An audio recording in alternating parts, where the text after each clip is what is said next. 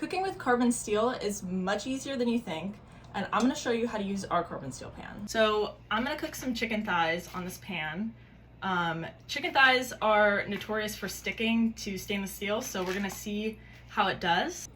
So I've heated the pan up pretty hot. We're gonna put some oil down. All right, once it's pretty hot and you see that oil kind of sliding around instead of being super syrupy, you're gonna toss on your chicken. The chicken is cooking. We're gonna not move it until we're ready to flip it. That's one way to help reduce the chances of sticking. And we're gonna start flipping. So look at that non-stick. All right, so we are just about done. Take this chicken off the pan. Let's see the state of the pan.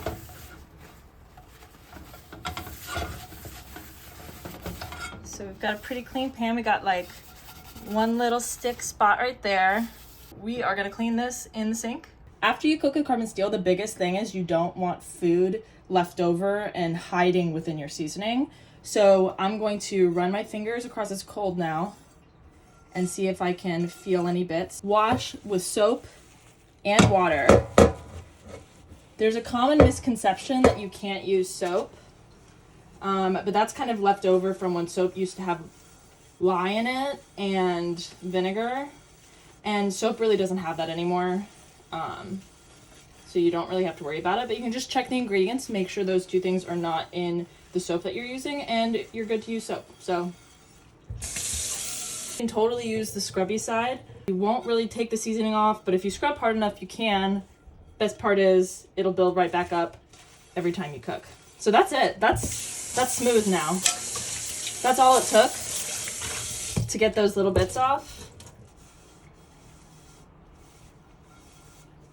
And we're going to put this on the stovetop to completely make sure it's dry. I've turned on the stove just to make sure that I've evaporated all the water, and it's been on here for a second, so I'm going to put a little bit of oil on.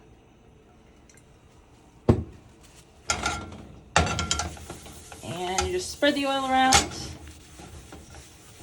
And now you can store your pan and not have to worry about it rusting. All right, so here is the pan after the cook. That's how you cook with carbon steel real quick. It's much easier than most people think. I highly recommend if you want to get rid of Teflon and ceramic pans, or you're having trouble with stainless steel, this is a great alternative.